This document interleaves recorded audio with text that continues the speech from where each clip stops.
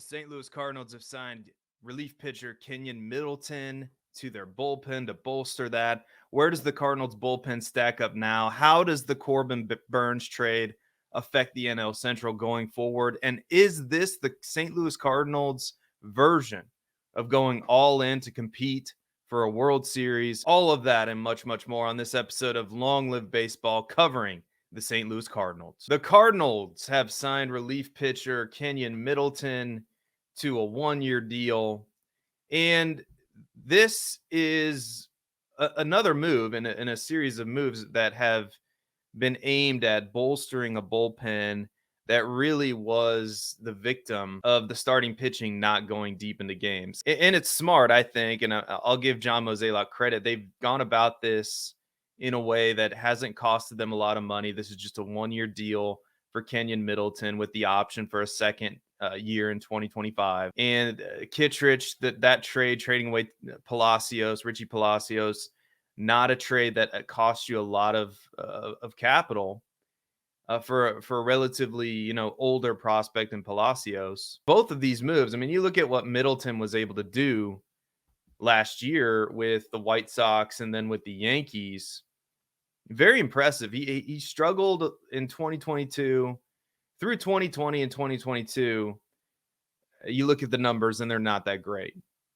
But something clicked in 2023, and something really clicked when he was traded to the Yankees. 1.88 ERA in 12 games, 14 and a third innings pitched, 17 strikeouts in that time, with an ERA plus of 235. I mean, that's off the charts good. And even with the White Sox in 2023, 3.96 ERA, 39 games pitched, 36 and a third innings, and 47 strikeouts. So this is a guy who's going to come in and be able to strike people out. And he's not going to be the focal point of the bullpen. I mean, now the Cardinals bullpen, if you really take a close look at it, Ryan Helsley. But are you super dependent on Ryan Helsley?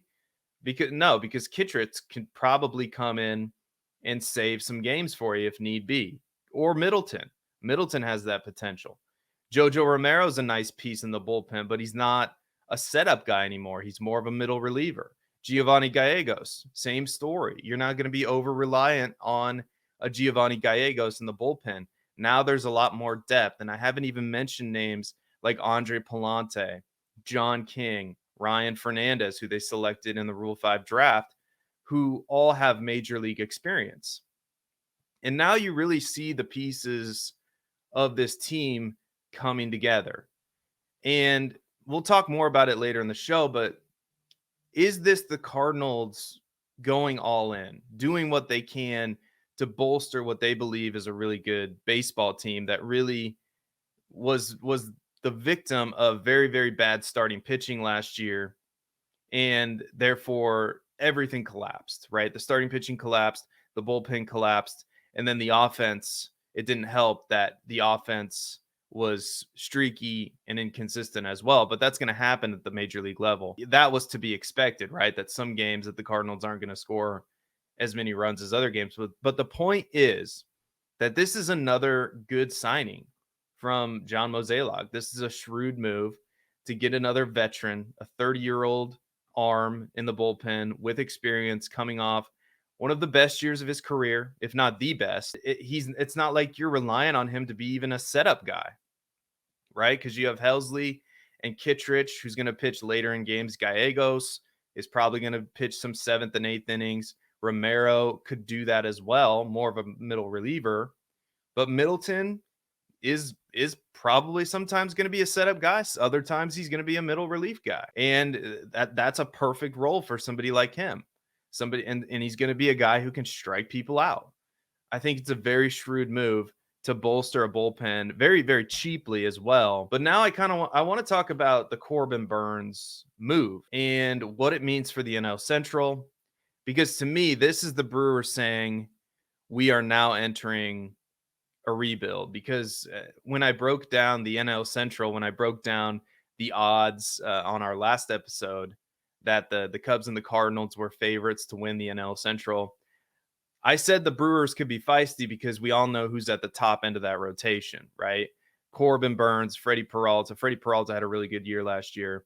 But now Corbin Burnes is going to be pitching for the Baltimore Orioles. And the Orioles receive Corbin Burnes, who does only have a year left on his deal. But the Brewers received a left-handed pitcher by the name of DL Hall, who was the Orioles' number 6 overall prospect, and he was number 93 in the top 100 prospects, according to Baseball America.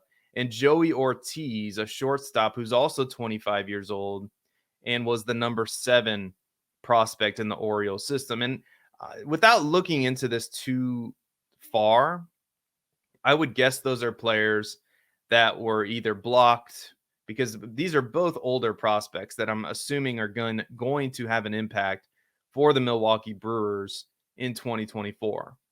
The Brewers also received a supplemental draft pick, the 34th overall pick in the 2024 supplemental draft. So they get a pick at the back end of the first round as well to help bolster their prospects. And I just on the surface of this move, I think, wow. I mean, Corbin Burnes has been a very solid pitcher for a long time, and it feels like the Orioles got a great deal here for a team that really needed some starting pitching help. I mean, they lost Kyle Gibson, and they have a ton of prospects. They're backloaded with prospects, and this was a good way to unload some of those prospects and fill a need at the same time. But I think it's an obvious move for a team like the Orioles, and it's a fantastic move for them. And I'm assuming that they plan on working something out with Corbin Burnes, an extension. But for the Milwaukee Brewers, I thought the Milwaukee Brewers really could make a shot at the NL Central. I thought they were a decent dark horse to really be an annoying team and win some close games and hang in there in the NL Central. And now this is the Brewers waving the white flag and saying, yeah, we're going to get out ahead of this thing. We're going to trade away our best pitcher, maybe our best player on the team, and get some prospects for him, get some guys that we feel can contribute in 2024. And maybe that is their plan. Maybe they're thinking we're a better team. We have a better shot with these prospects by also moving on from a guy that we're probably not going to extend anyway. But it opens the door for the Cubs and the Cardinals and potentially the Reds, making the NL Central a 3-team race as far as I'm concerned, because I don't think Pittsburgh has a chance. They're doing some nice things, but they're still far ways away. And now the Brewers are without their best pitcher, potentially their best player, as they've traded him to the Orioles. So I think it opens the door for the Cubs and the Cardinals. And really, as a Cardinals fan, you look around at what the Cubs have done. And yeah, sure, they signed Hector Neris. They brought in Craig Counsell. The Cubs, as your primary adversary within the division now, along with the Reds, they really haven't done much this offseason. And looking at their lineup, I prefer the St. Louis Cardinals lineup. Looking at their starting pitching, you can say the Cubs starting pitching is better. I think it is. They signed Shota Monaga, right? They still have Justin Steele. Jordan Wicks looks like a really good young pitcher in their starting rotation. And Kyle Hendricks and Jamison Talion, Kyle Hendricks is steady Eddie, and Talion needs to bounce back for them, and they're banking on it. You look at both teams, you stack up both teams now, and it's very, very, very close. In an offseason where I thought the Cardinals were going to be in some serious trouble trying to get some starting pitching, and they were able to do that, and it might not have been what we thought it was going to be, but what I pointed out in previous episodes is perhaps we as Cardinal fans need to adjust our barometers a little bit when it comes to the St. Louis Cardinals making moves, when it comes to who we know owns the team, Bill DeWitt, right? As long as Bill DeWitt is going to own this team, the Cardinals are going to take a measured approach. The Cardinals are going to be patient and diligent. They're not going to make the splashy move signing Yamamoto. They're never going to be in on a big time contract like that. So perhaps we should just throw those expectations out the door, even though it is frustrating because the Cardinals are the number 10 valued franchise in Major League Baseball. They're worth $2.55 billion. Even though they've made money year after year after year, stacking the stadium with 3 million plus fans. Even though all of those things happen, we know who the Cardinals are.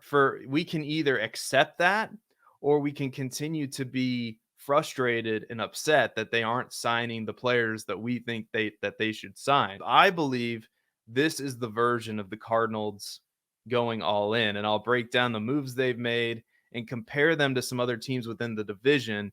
And if you were in those team spot, like if you're a Cubs fan today, if you're a Brewers fan, if you're a Reds fan, how does what your team has done compare to what the Cardinals have done? And which team is really trying to win this thing? Because I could make a really solid case that the St. Louis Cardinals have done more than all of these other teams to try to get back to the playoffs and try to get back on top in the Central Division. Click the like button, subscribe to the channel.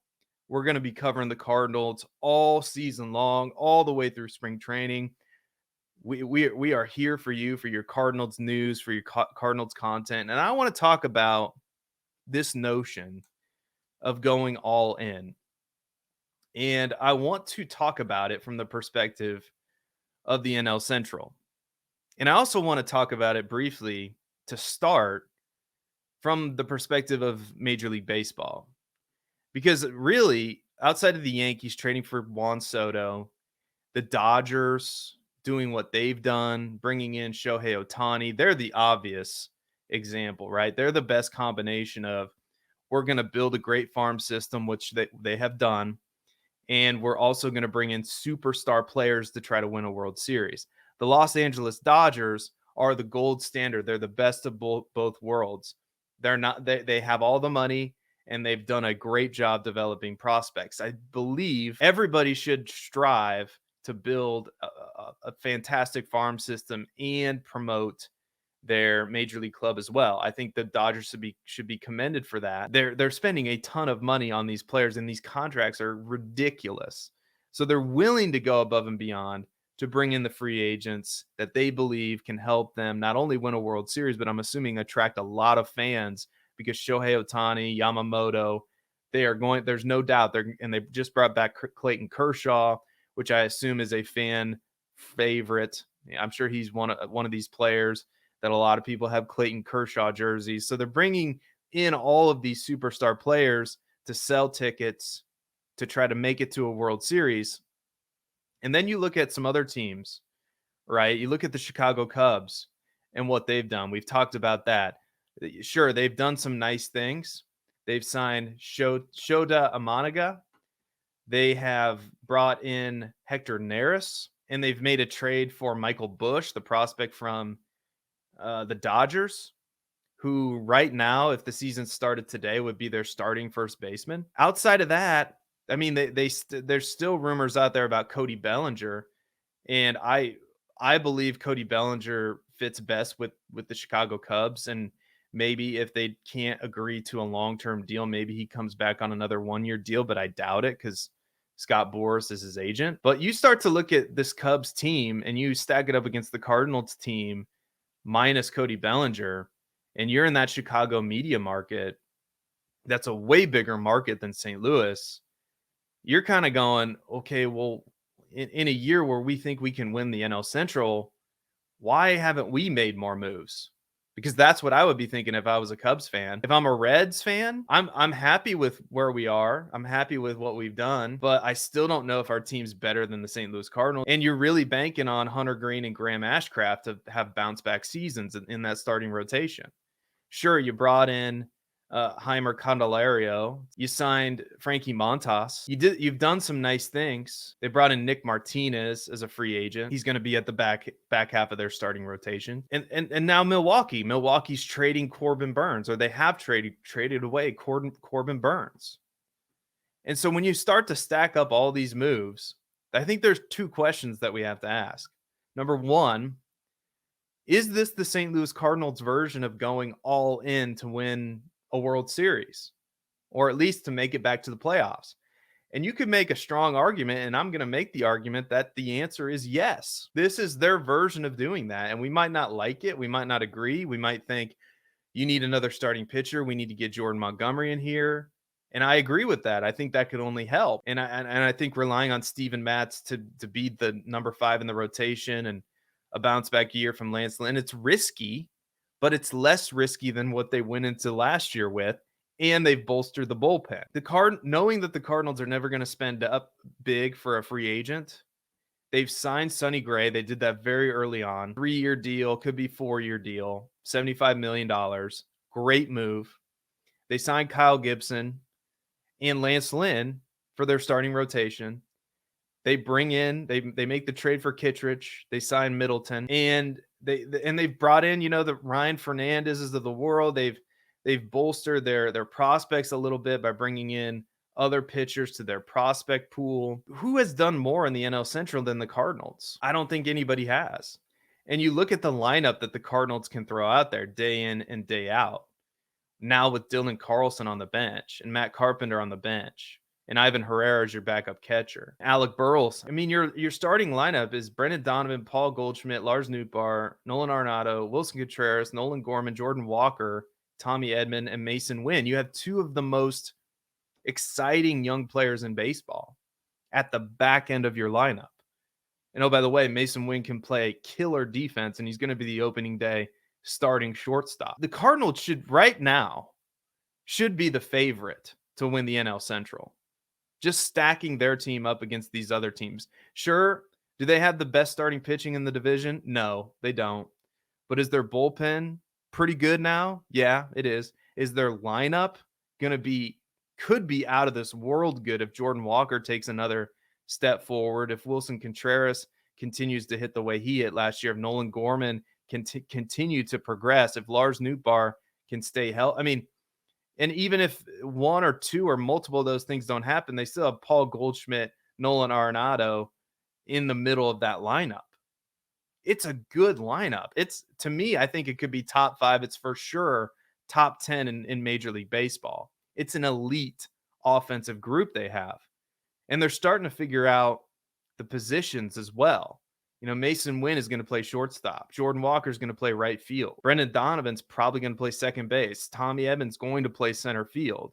Now people are going to have legitimate, solidified roles, which is a criticism I had last year. It felt like players were playing all over the place. So in my mind, this is the St. Louis Cardinals going all in. This is their version of doing that. If you asked John Mozeliak, he'd probably say, we've made a lot of moves. Yeah. Have those moves been flashy outside of signing Sonny Gray? No, they haven't been. But have we done everything we could within our means, within what our ownership group is going to allow us to spend to put the best possible team on the field? I think this is their version of going all in. And I think this is what we need to get used to as Cardinals fans, as frustrating as that might be. Because I'm sitting here still saying, you need to go get Jordan Montgomery. He's still sitting out there. We need to go get him. Because he is, not only does he know what the Cardinal way is all about, but he's really good. And he's a solid pitcher. And he has proven playoff experience. And it's the move you can make. I know you're going to spend a little bit more than you want to probably, but it's the move that you can make to really put your stamp on this division, to just say, you know what, Chicago, you're waiting around for Cody Bellinger. You're waiting around to see what deals you can get for starting pitchers. We're going to act right now. We're going to put our stamp on this division, and we're going to bolster this starting rotation, and we're going to add a legitimate 1-2 Sonny Gray, Jordan Montgomery in our starting rotation. And now we're a legitimate World Series contender with those 2 guys that you can throw out in a playoff series. You might not be able to match up with the Dodgers the way you want to, but you're probably never going to be able to. That's about as good as you can get of a matchup in a playoff series with Sonny Gray, Jordan Montgomery at the top of the rotation with the bullpen pieces you've added, with that lineup. I mean, they're not going to do it, but they should. But this is the 2024 version of the Cardinals. They're not a big market team. They likely never will be at the top of the spending. They're going to be in between 10 and 15 from here until DeWitt decides to sell the team, which is probably never going to happen because he's probably going to pass it on to his kids. I want to know what you think, though. I want to know what you think in the comments. Have the Cardinals done enough? Should they be the favorite to win the NL Central? Because I believe that they can. I believe that it's very possible, even if the Cubs sign a Cody Bellinger. Even if, because we're sitting here, I'm recording this on February 7th. The Cardinals report, the pitchers and catchers report in 1 week. 1 week from today, St. Louis Cardinals pitchers and catchers are going to report to spring training. Time is running out for the Chicago Cubs to make some moves. The Cardinals have made their moves. I believe that they are now done. I know I've said that before. I do not think that they're going to add another starting pitcher. I think it's more likely, honestly, that they trade for one throughout the season. Like if the season goes on and there's an injury, which could definitely happen with these older pitchers that we have. We know Steven Matz has struggled to stay healthy. If that happens, I think the Cardinals have left the door open for a possible trade if they are contending at the top of the division. I think that's very possible. I think that's more likely than them signing a Jordan Montgomery or another starting pitcher in free agency at this point. The door is left open for that move to be made with the subsequent other moves that the Cardinals have made. And the bullpen is no doubt better than it was with Kenyon Middleton added most recently. Andrew Kittredge, a very solid reliever, added in a very savvy move, I think, in a win now move, in this version of the Cardinals pushing their chips in. Because that's, to be honest, as we wrap up here, that's what I've always criticized the Cardinals doing, but not going after a Yamamoto, not going after a Jordan Montgomery. And I still think they should, just on the record. I think that's another move they can make right now to say, nope, the NL Central is ours. This division is ours, Chicago. What are you going to do about it? What are you going to do about it? We're going to spend the extra money this year to ensure that we have the best chance of getting back to the postseason, of making it to the playoffs, and not just making it to the playoffs, but making a serious run in the playoffs. Are we going to spend a little bit more money than we're comfortable to, especially with this television deal that's up in the air right now? Yes. But guess what? We have great fans. They show up at the stadium every single year, 3 million plus. We've made money. Now we're going to risk a little money to get back to where we know we can get to. And signing Jordan Montgomery would absolutely be the cherry on top of the sundae. But the Cardinals, I know they finished last year. They've really done what they've needed to do to stay at the top of that conversation with the Chicago Cubs, because now, as we know, the Milwaukee Brewers are likely entering a rebuild. But again, I want to know what you think. Have the Cardinals done enough? Is this the 2024 version of going all in? Because I think it is. Thank you so much for listening. Don't forget to leave a comment there. I will get back to those comments. Like and subscribe the video. And until next time, go Cardinals, and we'll see you next time. Bye-bye, everybody.